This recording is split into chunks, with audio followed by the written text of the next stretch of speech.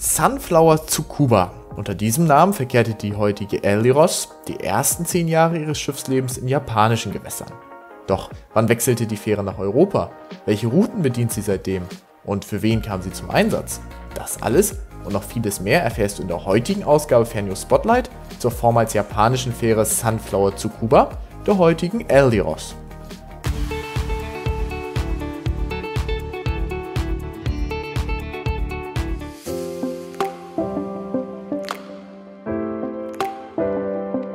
Die heutige Ellyros wurde am 5. Juni 1997 als Sunflower Tsukuba auf der japanischen Werft von Mitsubishi Heavy Industries in Shimonoseki auf Kiel gelegt und lief am 18. Oktober 1997 vom Stapel.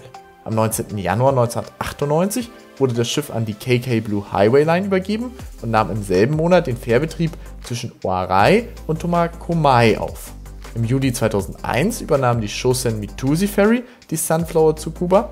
Ab April 2002 wurde sie von der Mole Ferry Company betrieben. Als Ferry Tsukuba wurde sie Anfang 2007 zunächst an Higashi Nihon Ferry verkauft und in Muroran aufgelegt. Am 17. Juni 2007 kaufte die Arctic Lines die Ferry Tsukuba und benannte sie in Ellyros um. Ein Jahr lang wurde die Fähre umfassend umgebaut.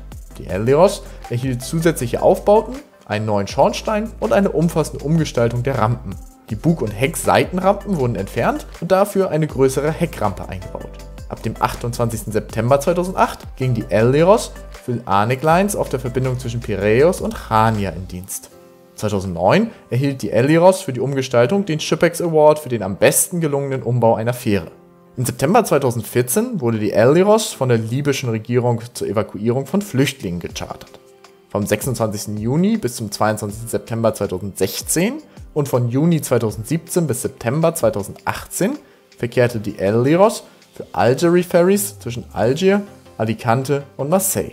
Seit September 2018 ist die Ellyros wieder im Einsatz für Arctic Lines und bediente zwischenzeitlich neben der Verbindung Piräus-Chania auch die Strecke zwischen Piräus und Heraklion. Wenn ihr selbst einmal die Routen zwischen Piräus und Chania oder Piräus und Heraklion nutzen möchtet, dann bucht euer Ticket für die Fähre doch gerne bei unserem Partner Fähren.net. Hier seht ihr bei eurer Buchung außerdem auch direkt alle alternativen Überfahrtsmöglichkeiten, sollte eine Abfahrt einmal beispielsweise nicht in euren Zeitplan passen. Außerdem erhaltet ihr während des Buchungsvorgangs eine Preisübersicht der einzelnen Reedereien. Bei Fähren.net könnt ihr so Fähren einfach online buchen. Den Link zu Fähren.net findet ihr auch ganz oben in der Videobeschreibung oder am Ende dieses Videos in der Endcard. Die Ellyros ist 192 Meter lang, 27 Meter breit und besitzt eine Höchstgeschwindigkeit von 24 Knoten. 1874 Passagiere finden in 236 Kabinen Platz. Auf 1940 Lademetern können bis zu 620 Pkw transportiert werden. Neben Kabinen für körperlich beeinträchtigte Menschen stehen auch flugzeugähnliche Sitze für die Überfahrt zur Verfügung. Außerdem bietet die Ellyros eine Kaffeebar, ein Selbstbedienungsrestaurant sowie ein à la carte Restaurant, einen Hundezwinger, ein telemedizinisches System sowie diverse Geschäfte an Bord und Aufzüge bzw. Rolltreppen zwischen den Decks und auch zu den umfangreichen Freibereichen an Bord.